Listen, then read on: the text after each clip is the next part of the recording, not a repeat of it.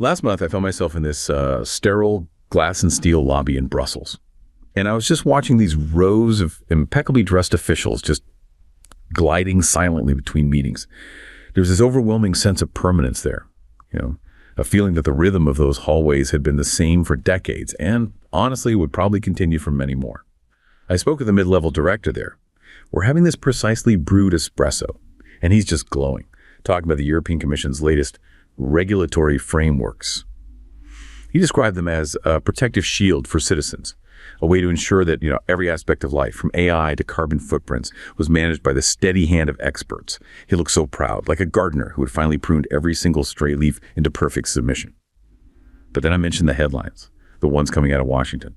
Specifically, I brought up the news from January 2nd about the Department of Government Efficiency. I told him about the chainsaw, about the 212,000 federal positions that had just been deleted, wiped from the payroll in a single surgical strike, and his reaction was just instantaneous. The polite bureaucratic smile didn't just fade, it vanished. It turned into this look of just visceral horror. To him, I wasn't describing a fiscal victory or, a democratic return to form. I was describing a desecration. He whispered almost to himself, but who will manage the processes? You can't just stop the machine. And that single moment, that shock, it just perfectly captured this widening chasm between two worlds. On one side of the Atlantic, you have this belief that the machine is sacred, and its growth is the only real evidence of progress. But on the other, there's this growing realization that the machine has become a leviathan that is suffocating the very people it was meant to serve. What we're witnessing is a historic ultimatum. It's a choice between the Brussels bloat, this faceless, unelected tyranny of experts, and the 1776 spirit of the DOGE reforms, which treats the administrative state not as some immutable force, but as a swamp that has finally met its match. So the real question is, why is one side producing thousands of pages of rules while the other is clearing the decks for a new century? And what happens to a civilization when it realizes it can finally fire the people who have been holding it back? That encounter you had in Brussels, that's the perfect way to frame this. It gets right to the heart of what is really a fundamental disagreement about how a modern democratic civilization should even be governed. And that director's question, who will manage the processes? That just perfectly encapsulates the structural conflict we're going to dive into. We're looking at two radically different and, frankly, fundamentally incompatible philosophies of governance playing out in real time across the Western world. And they really are incompatible, aren't they? There's no middle ground here. Not really, no. On the U.S. side, you have this aggressive, market-driven policy, what you call the chainsaw approach. It prioritizes speed, deregulation, and administrative retraction. And it's all based on this strong assertion of popular sovereignty. Their view is that the number one danger is stagnation. Stagnation caused by, administrative overload. The machine getting too big and grinding to a halt. Precisely. And then conversely, the European system is rooted in stability, in precaution, and in this deep-seated belief that only expansive, centralized expertise can manage complex modern life. That's the swamp or the bloat model. For them, the primary danger isn't stagnation, it's innovation running ahead of ethical and legal safeguards. So we're going to unpack how this divide impacts, everything. The global race for technological dominance, the very concept of national sovereignty and democratic agency, and ultimately the long-term fiscal health and competitive standing of entire nations. The core mission of this deep dive is to see how these competing narratives are shaping the future for you right now. Okay, let's unpack this American strategy first, because the sheer scale and, frankly, the audacity of the Department of Government Efficiency, DOGE, that announcement was staggering. It sent ripples far beyond Washington, January 2nd, 2026. The year started not with a whimper, but with this structural dismantling that the White House was framing as a necessary surgical strike.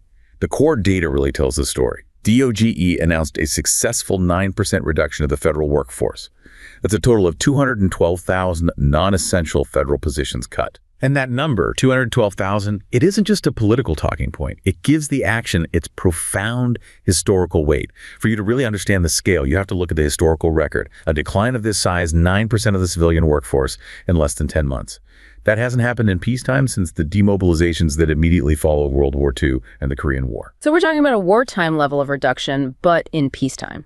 Exactly. It's an unprecedented pace of reduction for the U.S. civilian workforce outside of a major conflict. It was this explicit physical assertion that the entrenched, ever-growing bureaucracy is not, in fact, an immutable force. It's a problem that can be tackled. And the political narrative around this was absolutely essential to its success, right? It wasn't just about saving money, even though that was the stated goal.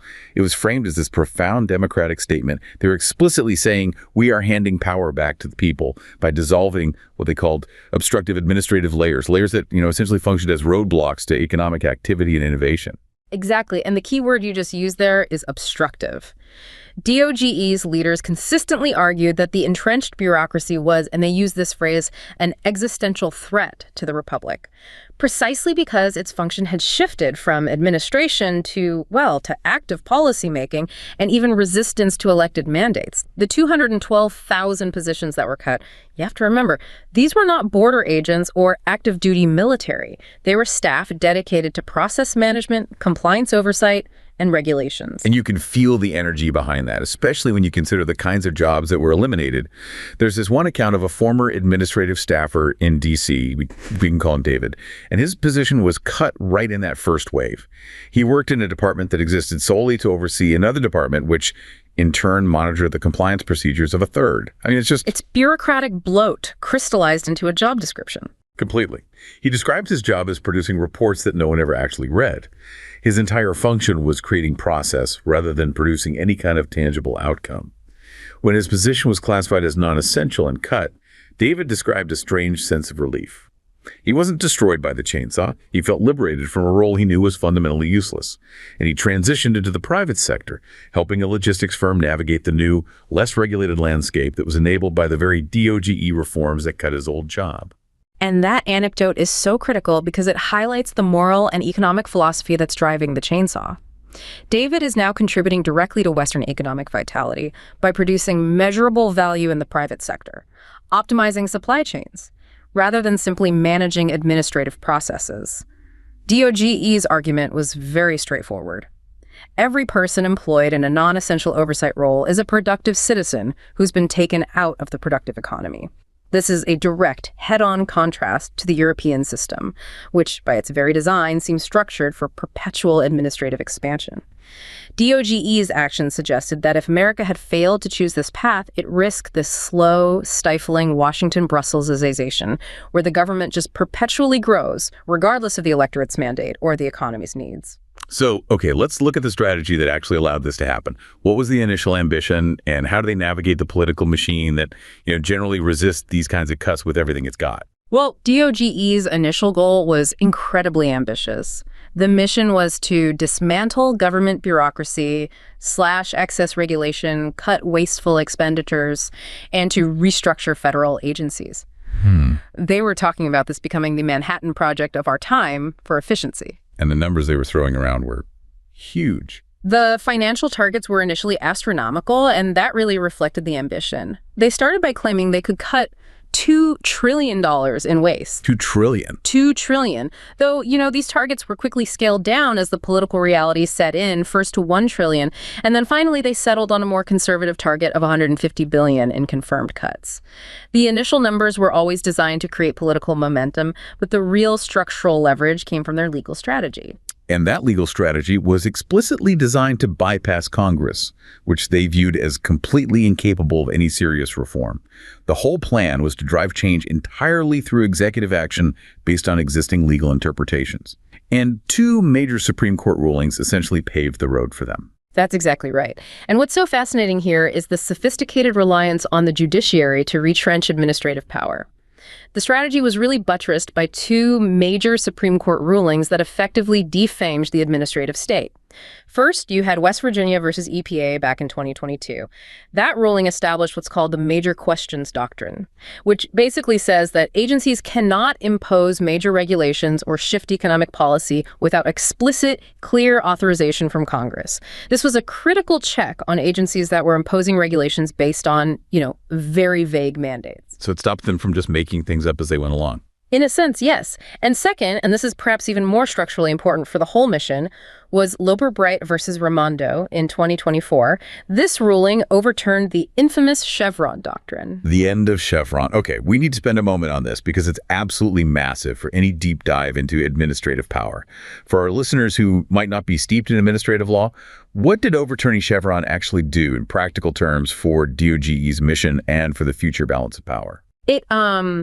It essentially removed the shield of judicial deference that had protected the administrative state for 40 years. Historically, the Chevron doctrine held that if a federal law was ambiguous, and let's be honest, most major pieces of legislation are deliberately vague, then federal courts should defer to the interpretation made by the federal agencies themselves.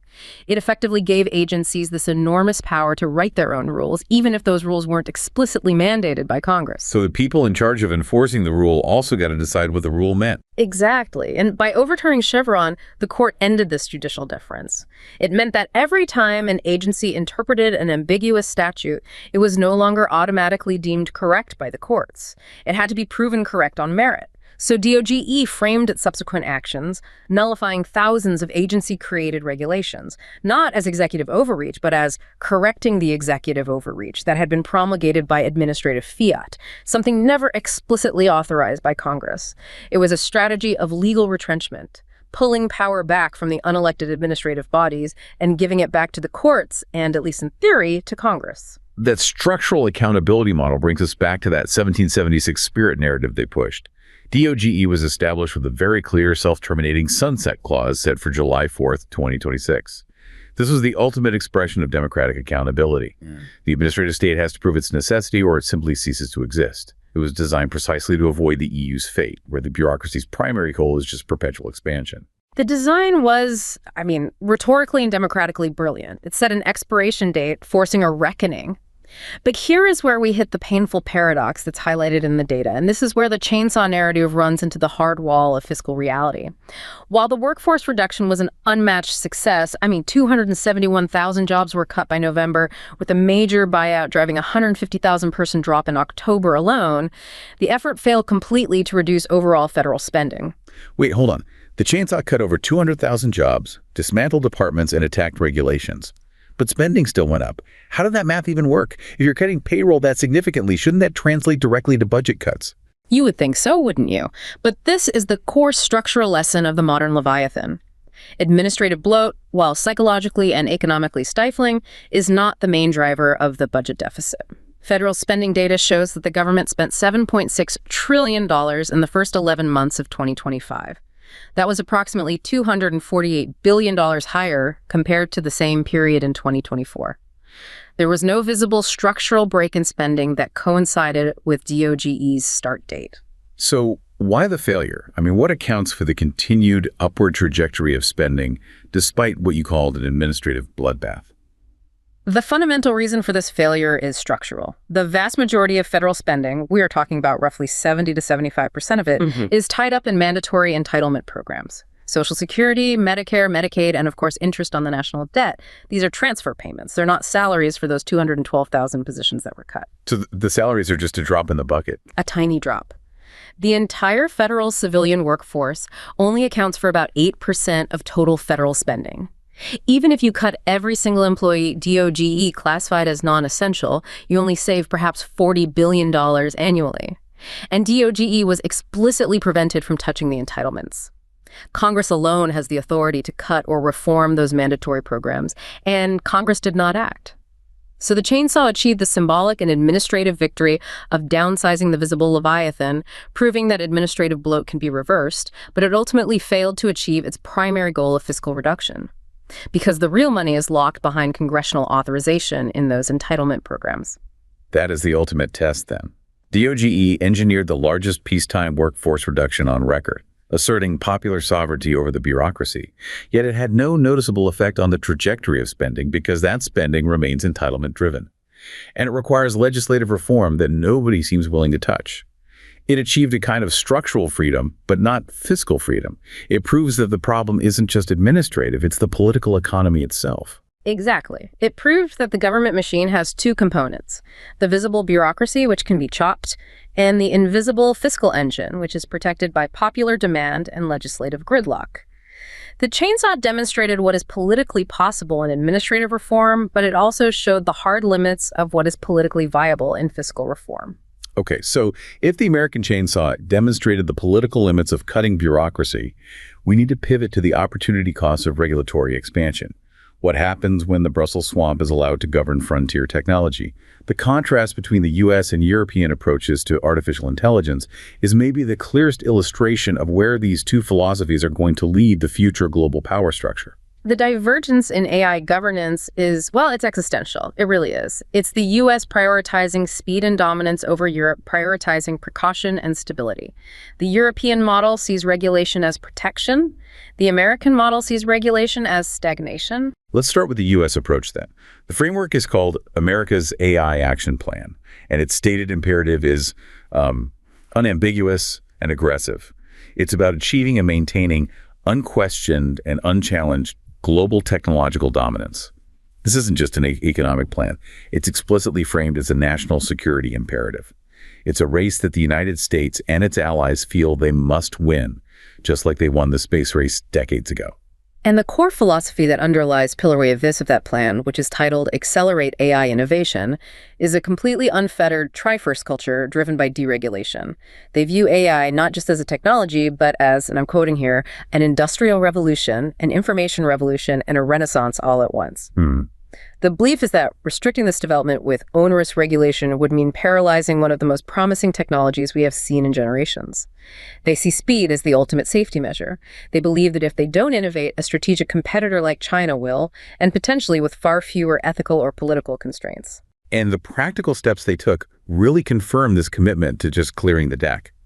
They are telling agencies like the FCC and the FTC to systematically review all ongoing investigations, pending orders, existing regulations, basically anything that might unduly burden AI innovation. They explicitly rescinded the prior administration's Executive Order 14-110-10 on AI, precisely because it was seen as foreshadowing an onerous regulatory regime centered on licensing and compliance. And their strategy really emphasizes open competition. They're prioritizing and encouraging open source and open weight AI development. This supports rapid, distributed innovation across thousands of small and medium-sized enterprises.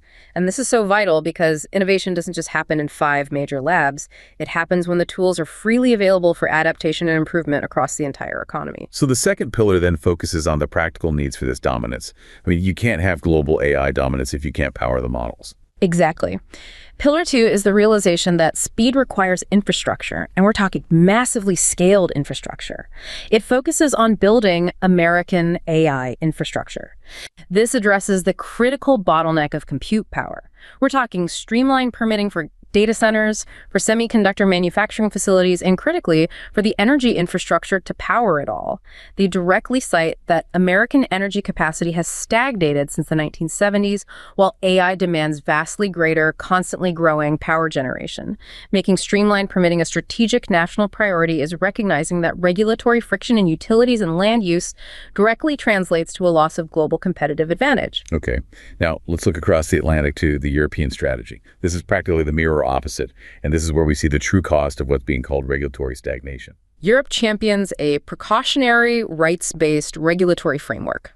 The EU AI Act is the flagship example of this, and it's already setting global standards that, its critics say, will stifle Europe's own growth. The Act classifies AI systems by risk level, and it imposes these incredibly strict oversight and compliance requirements on anything that's deemed high risk. Things like biometric surveillance, systems used for employment decisions, and critical infrastructure automation. The philosophy is protection first, ensuring data privacy, fundamental rights, ethical safeguards, often explicitly at the expense of speed and ease of development. And you see this play out so vividly in the experience of innovators on the ground.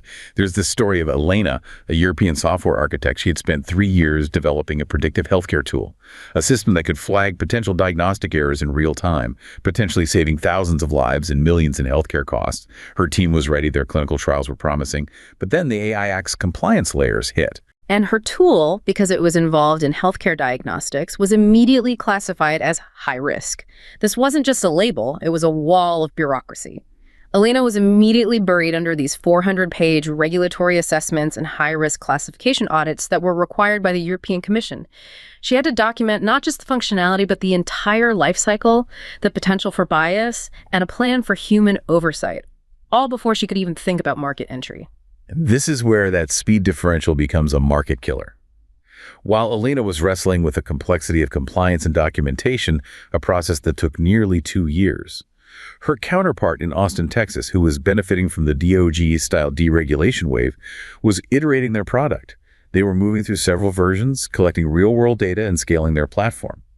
The U.S. peer captured 70% of the market. Why? Because they could move at the pace of innovation, not the pace of legislation. And Elena's compliance burden forced her to hire more lawyers and compliance officers than engineers just to prove her algorithm was compliant with regulations that were drafted by a committee she'd never met. Based on standards that were often vague or required technology that didn't even exist yet, it's being called the innovation noose in practice, the precautionary principle becoming a suicide pact for innovation. The conclusion here is harsh. When a civilization's managers and legislators outnumber and outlegislate its innovators, that civilization is sacrificing its future competitive edge. But wait, let's just inject a bit of critical tension here. Advocates of the EU approach would argue that the American try-first culture is dangerously irresponsible. When you are dealing with something like general artificial intelligence AGI, which is inherently unpredictable, surely the EU's approach, which is focused on safety and human rights, is taking the necessary long view. Isn't regulation a protective measure against existential risk? And that is precisely the counter-argument, and it's a valid one, at least in theory. The EU sees itself as exporting stability and values. However, the data suggests that the regulatory structures they create don't actually stop the technology. They simply centralize its development outside of Europe. The cost and the complexity of the regulatory framework from GDPR and data privacy to the AI Act in compute have this paradoxical effect. They centralize market power in the hands of the very American giants they often seek to regulate. How does that happen? I mean, how does high regulation end up favoring big tech?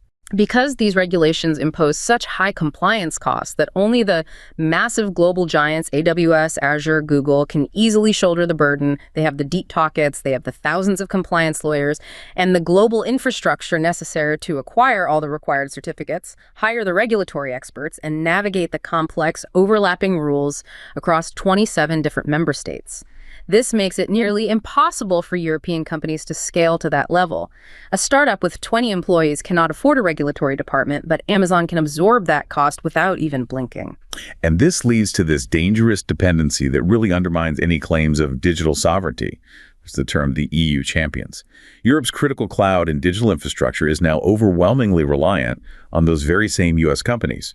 So EU regulators, intending to protect their citizens and promote domestic solutions, have inadvertently blocked the development of any viable domestic alternatives. And we have to be really precise about the technical functionality gap because it explains the dominance more than just market size. While Europe does have local providers, companies like Ionos, OVH, Hetzner, and Scaleway, those companies are, by and large, basic hosting providers. They offer fundamental services, virtual servers, basic web hosting, maybe some managed relational databases, but they lack the massive, decades-long investment in the suite of managed services that the U.S. hyperscalers have offered for years. Can you give us a clear, practical example of what that functionality gap looks like for a developer on the ground? Sure. Think about building a modern high-traffic application. You don't just need a virtual host running Linux. You need serverless tools that automatically scale things like globally replicated key-value databases, like Amazon's DynamoDB. You need advanced messaging services for a microservices architecture, like SQS or SNS. You need managed Spark clusters for analytics and infrastructure as code frameworks that can handle deployment in multiple regions simultaneously. These technologies, many of which have been standard in the US for almost 2 decades, are often entirely missing or just immature in the European alternatives. So if a company needs a globally replicated key value table that scales instantly, and the European providers don't have a robust, managed, serverless offering, well, that company is immediately forced back to AWS or Azure. This lack of sophisticated managed services solidifies American dominance, and it means that Europe's critical digital infrastructure and cybersecurity architecture relies heavily on cooperation with U.S. private sector entities. It renders the EU's goal of keeping information 100% within the EU completely unrealistic in the face of competitive reality. So moving from this economic and technological crisis back to governance, the core conflict is ultimately about democratic legitimacy itself. The U.S. model, with the DOGE chainsaw and its sunset clause, is driving toward increased accountability, however messy that might be. The European model is accused of moving inexorably in the opposite direction, toward a system of faceless tyranny. That phrase, faceless tyranny, is the central structural critique of how the European Union has evolved, and it really concerns the existential threat of the European Commission's unelected technocracy to national sovereignty. The EU has systematically morphed from a project of simple economic cooperation, coal and steel, into this powerful quasi-federal state. Institutions like the European Commission and the European Court of Justice, the ECJ, have gradually expanded their authority far beyond their original mandate, and the result is the centralization of power at the expense of national sovereignty. And this erosion of sovereignty is captured through these human stories, which is so crucial for understanding the political fury that's driving the calls for reform. I saw a story about a small-town mayor in the French countryside, a man named Marc.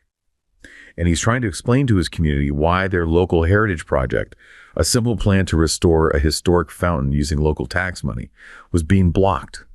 And it wasn't blocked by a local vote or the regional government. It was blocked by a directive from an unelected Brussels technocrat, citing some obscure environmental impact regulation. And Mayor Marc's frustration is the democratic deficit made tangible.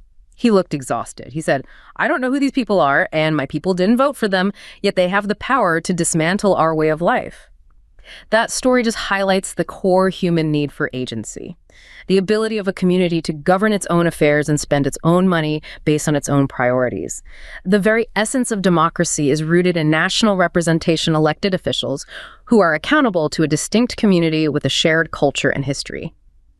The EU lacks this fundamental basis because most of its key institutions, which hold immense power, are appointed. The European Commission, the European Court of Justice, the European Central Bank, all appointed.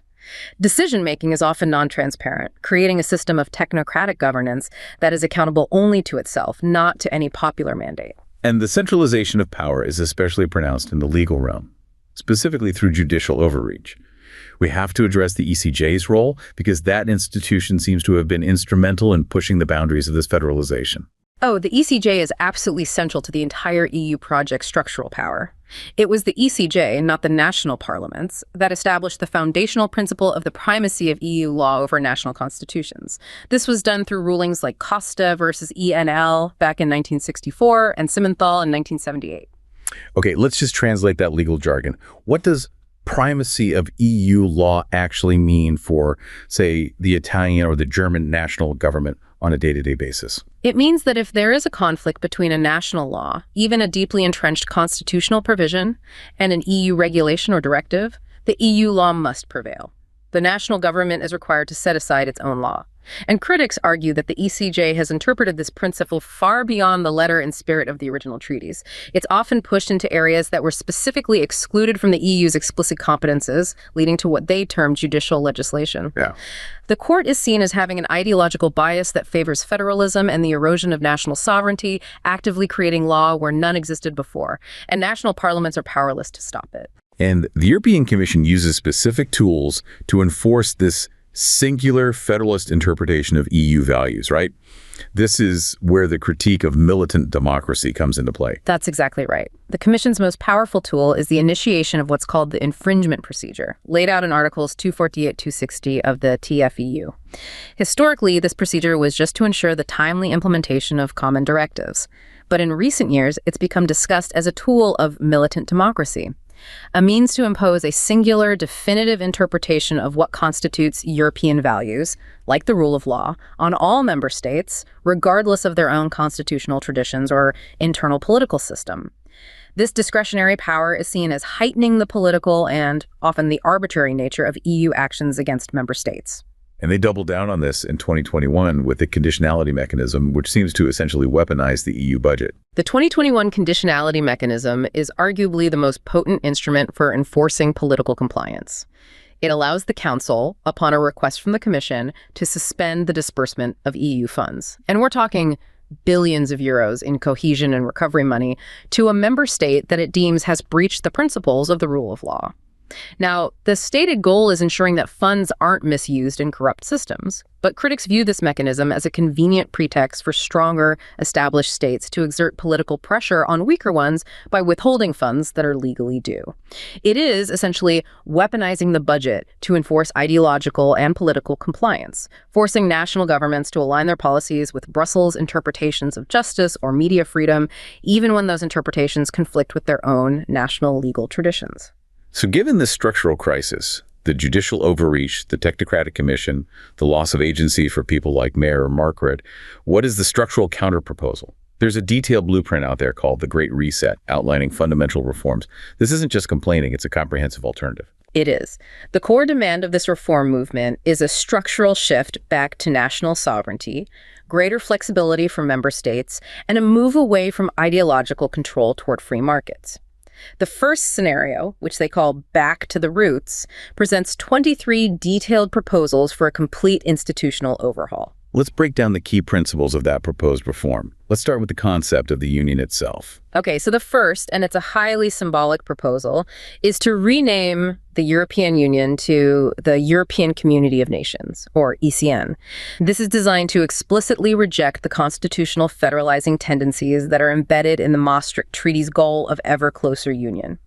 It explicitly reaffirms intergovernmental cooperation, positioning the member states as the true center of gravity and the ultimate source of legitimate power, rather than the institutions in Brussels. And how do they address the problem of the union constantly dictating policies that conflict with specific national interests? You know, the very thing that frustrated Mayor Mark. They demand radical flexibility and voluntary cooperation.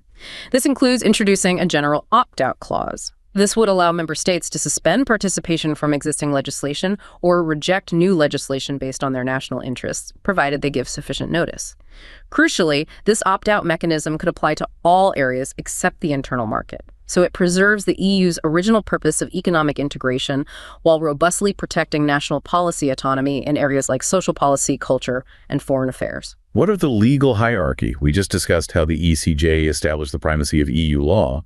The reform proposal seeks to reverse that, right? To make national constitutions supreme again. Fundamentally, yes. They propose upholding the primacy of national constitutions over European law, which is a direct repudiation of decades of ECJ jurisprudence. The proposal would introduce a provision that explicitly revokes the ECJ's legal basis for asserting EU law primacy. And furthermore, they demand a national competences shield, a specific provision that would outline a list of core areas that are legally protected from any EU interference, whether legislative or judicial. This list would include sensitive areas like family, public order, moral order, and education, ensuring that core national values are protected from the EU's ideological expansion and from centralized social engineering. And that brings us to what sounds like the most radical part of the proposal. What happens to the powerful central institutions in Brussels? The bodies that embody the bloat. Transforming the European Commission and Parliament, that sounds like a total dismantling of the current structure. It is. It's a deliberate effort to dismantle the quasi-federal state. The European Commission, which currently holds the quasi-monopoly on legislative initiative, meaning only it can propose new laws, would be transformed into a general secretariat. This secretariat would operate strictly under the supervision and direction of the Council of Ministers, which represents the member states. It would lose the right of initiative. It would effectively become an administrative manager rather than a political driving force. And the Parliament. The European Parliament would be drastically curtailed. It would be reduced to primarily a consultative assembly, subordinate to the Council of Ministers in legislative matters. Crucially, its role in budget adoption would be eliminated. And most radically, the power of the ECJ would be neutered. It would be redefined as primarily a two-tier administrative court focused on technical implementation issues. It would be explicitly excluded from resolving conflicts of competences between the EU and member states, and it would lose its authority to interpret the treaties or impose financial sanctions under infringement procedures. The goal is to return power to the European Council, the body of national leaders, as the ultimate political and legal cornerstone of the Union. It's a complete reversal of the last 70 years of integration. It's transforming the EU from a federalizing project back into a loose confederation of sovereign states. That's the goal. So the entire premise of the chainsaw model is that this bureaucratic bloat isn't just a political problem, but an economic one, a machine that's prone to fiscal suicide. It connects right back to the core reason why the U.S. felt it had to make those 212,000 cuts. Efficiency is survival. The inherent flaw in the ever-expanding centralized model, as we see in Brussels, is that its power is structured for perpetual expansion. The bureaucracy just gets larger, more complex, and more expensive, even as the economy struggles with chronic stagnation. The critique is blunt. The administrative state becomes a parasitic drain on the productive core of the continent, accelerating its decline. They call this fiscal suicide because the cost of administration and compliance constantly outpaces the rate of wealth generation. We see this so clearly when we look again at David's story in the U.S. He moved from managing process in government to optimizing logistics in the private sector. The contrast is painful. David transitioned to a role where he was adding real value, helping to salvage Western economic vitality by increasing output. Meanwhile, his counterpart, still employed in the European Commission, sees his department expand. They're adding new subcommittees to study sustainability and social impact, while the continent's debt continues to spiral without any proportional increase in competitive economic output. This is the dichotomy. The chainsaw liberates value. The swamp consumes it. That contrast demonstrates the choice facing Western nations. You either have a chainsaw to cut the bloat and liberate entrepreneurial value, or you have a self-perpetuating regulatory machine that just adds layers of expense without adding corresponding productivity.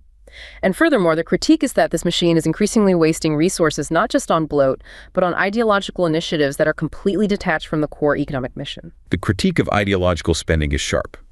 What specifically are critics targeting in the EU budget? Well, critics argue that EU funds are increasingly being allocated to initiatives like diversity, equity, and inclusion DEI advocacy, which they contend promotes specific ideological agendas that may not align with national identities or values. And the reformers see this as a direct violation of one of the EU's foundational principles. What principle is that? They specifically reference Article 4.2 of the Treaty on European Union, the TEU.